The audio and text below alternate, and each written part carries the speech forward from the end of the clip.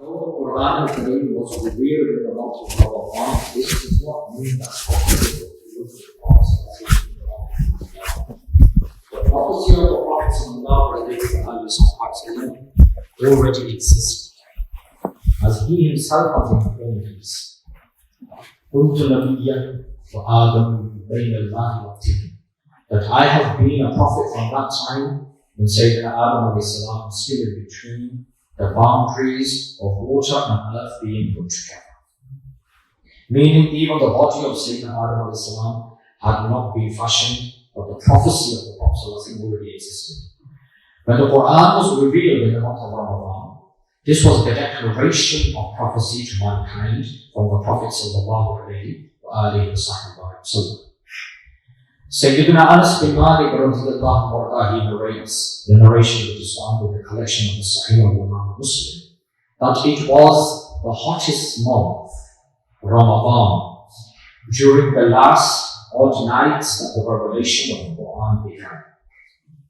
Hence, one of the last odd nights, as per the consensus of the majority of the companions and the ulama of Ahl Sunnah wal Jama'ah, it is more than likely that it was the 27th night.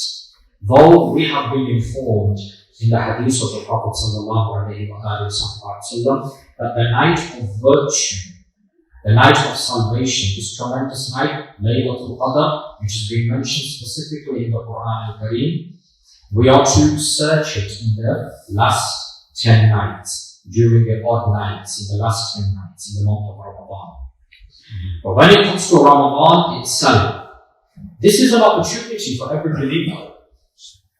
Anyone who has testified to La ilaha illallah Muhammadur Rasulullah sallallahu alayhi wa sallam to earn that reward from Allah subhanahu wa ta'ala that you are not able to earn in any other day or any other night. Ramadan is that month in which a believer is able to purify themselves enough to make themselves worthy of standing before Allah subhanahu wa ta'ala. Through the concept of fasting and voluntary acts of worship, the Prophet sallallahu alayhi wa sallam also specifically mentioned that Ramadan is the month of charity. And we know that giving charity is a tremendous act within itself. But in the month of Ramadan, the reward is multiplied even more. You find again in the hadith of the Prophet sallallahu alayhi wa sallam, the one in which the Prophet sallallahu alayhi wa sallam spoke about the virtue of Ramadan, narrated by Sayyidina Salman al-Farsi, that a non-obligatory act which is done in the month of Ramadan, the reward of it is obligatory. And an obligatory act which is done, you are rewarded 70 times. So far, you will get the reward of performing it 70 times or even more than that. Ramadan is genuinely the month to earn from Allah subhanahu wa ta'ala. The companions of the Prophet sallallahu alayhi wa sallam used to spend 6 months preparing for Ramadan.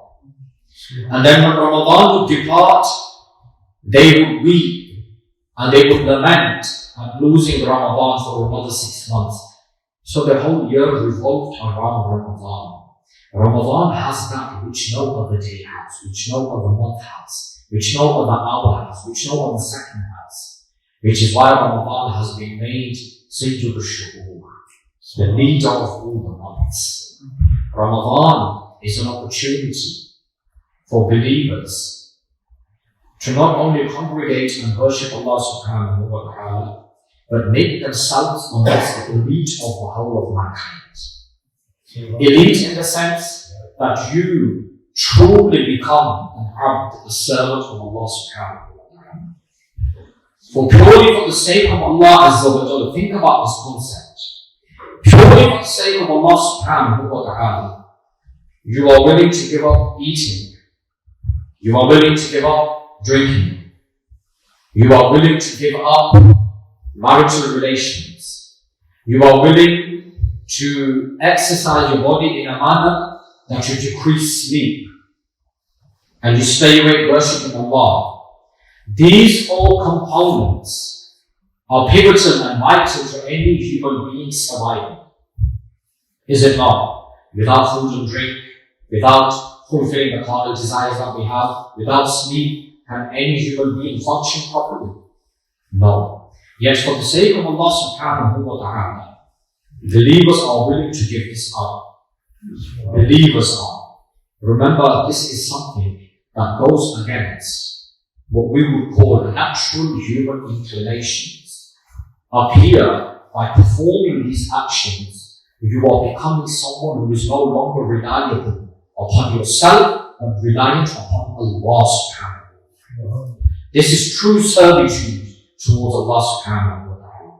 This is true sacrifice towards Allah subhanahu wa ta'ala. And this religion is based upon sacrifice. The deen is based upon sacrifice. Sacrifice in every sense of the word. The ulama will tell you that the amount of times that they have had to give up, time with family, spend money, lose sleep, perform actions which any other normal human being would be reluctant to perform. All but for what? For what's for the sake of Allah subhanahu wa ta'ala. And to bring about a sense of community and harmony amongst the believers. And in the areas that we live in. Ramadan teaches you how to do that. Ramadan teaches every believer how to give up being a slave to the world and being a true slave to Allah subhanahu wa ta'ala. Who in their right mind is going to give up Ramadan? Who in their right mind is going to release themselves from the bounties and the tremendous gifts that are placed in Ramadan? A true believer will go out of their way to make sure that in Ramadan there is a true sense of change that comes about from your normal habits. Changing your normal habits for the sake of Allah, you are sacrificing for the sake of Allah. Going against that which is normal for any human being, eating and drinking for the sake of Allah, this is sacrificing for Allah. Going against that which every living creature needs, rest and sleep, this is sacrificing for the sake of Allah subhanahu wa ta'ala, which is why the Prophet sallallahu alayhi wa sallam said, which means that Allah subhanahu wa ta'ala has favored this ummah with 5 things in the month of Ramadan which no other community receives. And then the Prophet sallallahu alayhi wa sallam said, what? In the first night of Ramadan. First night of Ramadan. If Allah subhanahu wa ta'ala so chooses to gaze upon you, love your azibuhu. Allah subhanahu wa ta'ala will never punish you thereafter. Pehli raat, Ramadan ki pehli raat. Earning the gaze of Allah subhanahu wa ta'ala. And then the believer who is fasting for the sake of Allah subhanahu wa ta'ala. The smell that emanates due to the baking of the stomach, that emanates from the mouth because of fasting, that is more beloved to Allah subhanahu wa ta'ala than the scent of musk. There is even a narration that that smell is taken by the angels and Jannah, paradise, is decorated. And then Allah subhanahu wa ta'ala commands the doors of hell to close and the doors of Jannah to open. Which is why in the month of Ramadan, in a state of fasting and a state of worship, your du'as, your supplications are more likely to be accepted. And then in the month of Ramadan, Allah subhanahu wa ta'ala, He commands the angels to seek forgiveness and pardoning for every single believer. फरिश्ते हमारे लिए इस्तिग़फ़ार की दुआ करते हैं रमज़ान के महीने. And then in the month of Ramadan, in the last night, Allah subhanahu wa ta'ala forgives and pardons every single believer in the last night. It was asked by the companions of the Prophet sallallahu alayhi wa sallam, is this the night of power? Is this Laylatul Qadr? And the Prophet sallallahu alayhi wa sallam said, no. Think about an individual who works and earns a living. And then when the wage is given to them, the wages is given to them, yes, the joy that they feel that they have earned what they have just received, their livelihood. This is the likening of earning from Allah subhanahu wa ta'ala on the last night of Ramadan. Which is why the last night of Ramadan, we often spend it in a state of heedlessness. Ghaflat and Muzarakat. The night of Eid is a night of worship. The night of Eid, the night that precedes the day itself, is a night of worship. Extra worship should be done that night.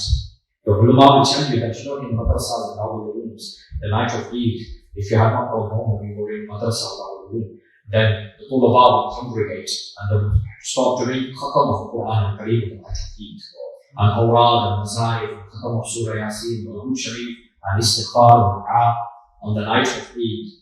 Because the Prophet ﷺ said in which means, on the day of judgment, those individuals who kept the night of Eid alive, their hearts will be alive on the day of judgment. Keeping your heart alive on the day of judgment. So you will be amongst those, InshaAllah, who receive peace from Allah subhanahu wa ta'ala on the day of judgment, the mercy of the Lord. Salamun qawlan min Rabbil Rahim. One of the ways to earn this is to keep the night of Eid alive, meaning with worship. The Ramadan itself, from the prophetic traditions we know, it has been split into 3 categories. The first 10 are the days and nights of mercy. The second 10 are the days and nights of forgiveness. The last 10 are the days and nights of expiation from hellfire. Rasulullah sallallahu alayhi wa sallam said, do 4 things. 2 things which earn the pleasure of Allah, and 2 things that you cannot live without. And the companions asked, how do we earn the pleasure of Allah? Rasulullah sallallahu alayhi wa sallam said, keep renewing your faith, tajdeedul iman, by saying La ilaha illallah, ashhadu an la ilaha illallah, la ilaha illallah, ashhadu an la ilaha illallah, and you will earn the mercy of Allah. And then forgiveness. Keep asking for forgiveness from Allah. Kasrat se istighfar karo, bil khusus Ramazan ke mahine. Astaghfirullah, astaghfirullah, astaghfirullah, astaghfirullah. So these 2 things will earn the pleasure of Allah. And then 2 things that you can't do without. इन 2 चीजों के बगैर तुम्हारा गुजारा ही नहीं. किन 2 चीजों के बगैर? Ask Allah for Jannah and ask Allah to save you from hellfire. So you say, Allahumma inni as'aluka al-Jannah wa na'udhu bika min al-nar. Oh Allahumma jannah min al-nar. Make this a litany, a dhikr throughout the whole month of Ramadan, especially at the times of suhoor, sahri, when du'as are more likely to be accepted. At the time of iftar, when du'as are more likely to be accepted. At the time of sahri, we see ourselves, we're doing sahri, eating and what have you. And Rasulullah has said, don't miss out on sahri, for there is a blessing in doing sahri. The light breakfast, keep in mind it's a light breakfast. It's a light meal that you take. And if you are in the habit of eating biryani and taking off hakuni at the time of sahri, the surgery is and you're going to sleep the whole day. Your stomach's going to become heavy and you're not going to be able to carry out your normal day-to-day duties because you have a big table of biryani and naan or something. Whatever you like. Keep it light, hence the body will feel light and the mind will be more alert. But it's the time of dua. As sahri time is closing, yes, the time of suhoor is ending, the subh sadiq, dawn is breaking, the fast is beginning. Busy yourselves in dua.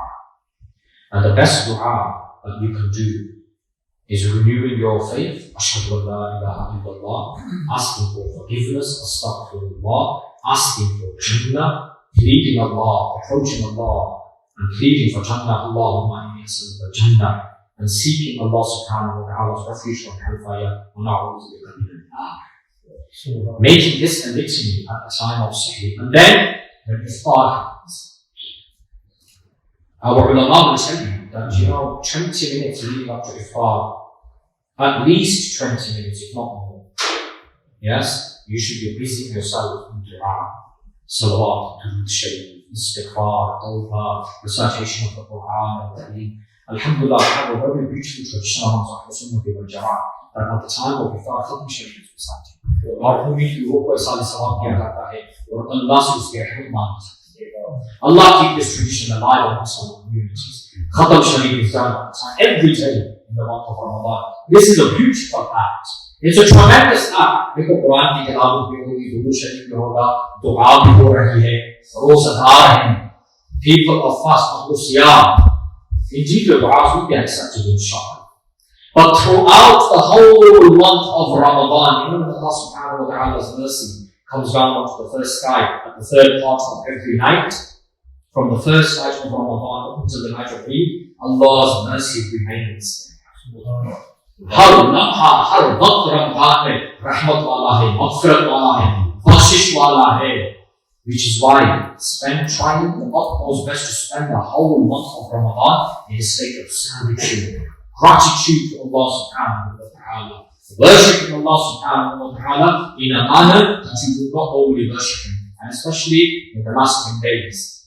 Sayyidatina Aisha Siddiqa radiyallahu ta'ala anha, the mother of the believers, should say that the Prophet sallallahu alayhi wa sallam will increase in worship even more in the last 10 days and that's Ramadan. And then the Prophet sallallahu alayhi wa sallam is the most generous of beings, but his generosity will increase. It was as if a whirlwind that would come, a wind that would come and change the state of people. The generosity of the Prophet sallallahu alayhi wa sallam will increase in the month of Ramadan.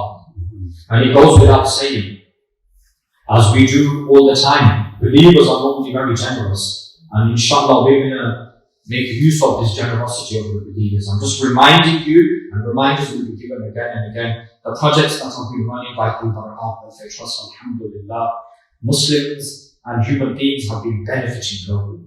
The recent trip that happened to Lebanon, alhamdulillah, many people in the refugee camps benefited. Allah subhanahu wa ta'ala allows us to partake in their du'as. But there's a new project that is up and coming. And I'm reminding you from now, and in Ramadan I'll remind you again and again and again, inshallah. I may even turn up to your house and knock on your door. You may be walking out for Salat al-Fajr, you will see me standing there. For what? An orphanage, inshallah. An orphanage that we are working towards, inshallah, in Lebanon. More details will be given in due course, but please, in the month of Ramadan, I request you humbly, generous Muslims, give towards this cause. Orphan widows and orphan children, widows and orphan children, they were very beloved to the Prophet sallallahu alayhi wa sallam. The Prophet sallallahu alayhi wa sallam showed extreme generosity and love, especially towards orphans. We, the ummah of the Prophet sallallahu alayhi wa sallam, they have a right over us. Orphans have a right over us that we provide for them. And be assured, the generous Lord, Allah subhanahu wa ta'ala, will never leave you empty-handed. देखो अल्लाह की राह में देने से किसी का माल कम नहीं हो जाता.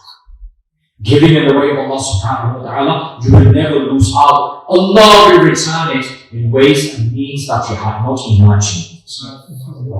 यकीन जरूरी है, अल्लाह के रहमत पर भरोसा जरूरी है. जो लोग सोच कर देते हैं ना, तो उनकी तरफ भी सोच कर आता है. जो आप बंद करके भरोसा करके देते हैं ना, Allah की बड़ी खेती की मदद करता है. Keep this in mind, inshallah, this upcoming project, and I request all of you to keep every single believer in your du'as, please. पूरी उम्मत के लिए दुआ करें. अल्लाह ताला सबकी मग़फ़िरत फरमाए. अल्लाहुम्मा बल्लिग़ना Ramzan. Allah allow us to reach Ramadan. Allahumma salli ala Ramadan. Allah subhanahu wa ta'ala keeps peaceful for Ramadan. Keep Ramadan in a peaceful state for us and allow us to worship Him sincerely. And one last point I'm going to make, inshallah.